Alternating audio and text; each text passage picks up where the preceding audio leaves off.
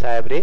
फरहान अली कादरी साहिब का पुछा था करूं तो हु अॼु छा ॿुधाए पियो। जी फरहान भाई तमाम मज़ो ॾियो हाल मज़ो अचे पियो न कीअं लॻे पियो सही सरकार जी सना हले थी वरी मज़ो ना अचे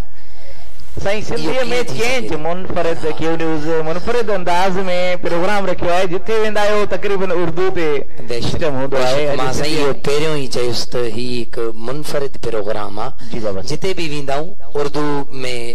ज्यादातर जेकी भी ट्रांसमिशन होंदी आहे उर्दू में हलंदी आहे त माशाअल्लाह अवां ही ॾाढो प्रोग्राम बेहतरीन सजायो आहे त हाणे आऊं सिंधी में कोशिश कंदुसि हाणे सूफ़िन ॾे असांखे इनायतुल्ला भाई छिके वियो आहे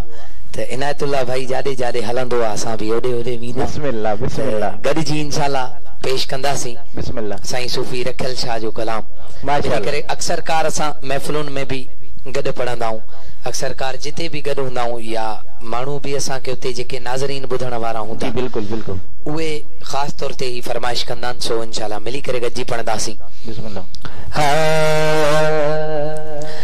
ज़ेब ज़ीनत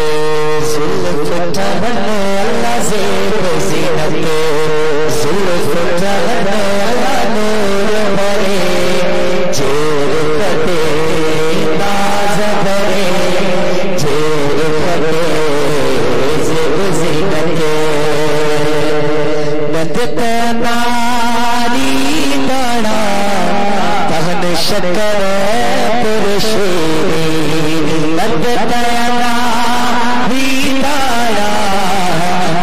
शकर कीमत लगा लाल लहन अल्लाह कीमत लगा लाल लहन अल्लाह नूर भरे जेब कटे नाज भरे जेब कटे ज़ेब ज़ीनत ही शायरी साईं रखियल शाह सरकार हुजूर के ॾिसी ॾिसी करे कई क्या बात है ही रखियल शाह सरकार एक शायरी हुंदी है सोचे करे लिखण एक हुंदी है ॾिसी ॾिसी करे क्या बात अल्लाह वारा ॾिसी ॾिसी करे लिखंदा आहिनि पाण जी त हुजूर जो जलवो ॾिठो तो फरमायूं ज़ेब ज़ीनत क्या बात है ज़ुल्फ़ ठहन नूर भरे जे रुख ते वरी जे फरहान भाई मिसरो पढ़ियो हुजूर जे लबन मुबारक ने ॾिसी करे फरमायूं त दंद अनारी दाना वाह दहन शकर पुरशीरी क्या बात है कीमते लबा लाल लहन क्या बात है नूर भरे जे रुख ते वरी उस्तादा तीर कमान ॾिठो है हां तीर कमान जो नक्शो रखियल साईं हुजूर जे अखड़न में ज़ाहिर कयो है बिल्कुल तवज्जो सां ॿुधो इश्क वारी ॻाल्हि आहे हां अबरू कमान हुजने ए पिंबड़ियों तीर लगने अबरू कमान हुजने पिंबड़ियों तीर लगने काथे पिया लगन रखियल से फरमायो सीने में पया आशिक सहन अल्लाह सीने में पया आशिक सहन अल्लाह नूर भरे जेब कटे नाज़ भरे जेब कटे ज़ेब ज़ीनत ठहन अल्लाह ज़ेब ज़ीनत ज़ुल्फ़ ठहन अल्लाह नूर भरे जेब कटे नाज़ भरे जेब कटे ज़ेब ज़ीनत इंसानी पगरे शाह रखल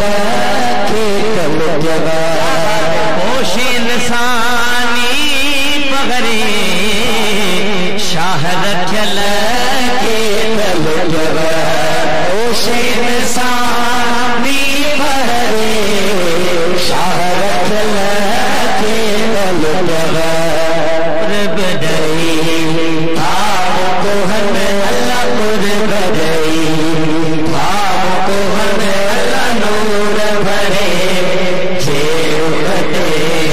नाज़ भरे जेब कटे ज़ेब ज़ीनत सुभान अल्लाह तमाम ही बेहतरीन कलाम फरहान अली कादरी ॿुधायो हज़रत रखियल शाह बादशाह जो दरगाह फतेहपुर बलूचिस्तान जिला जलबक्सी में वाक़ है जो शायर है तमाम ही बड़ी दरगाह है साईं बादशाह जी, जो तमाम बेहतरीन कलाम।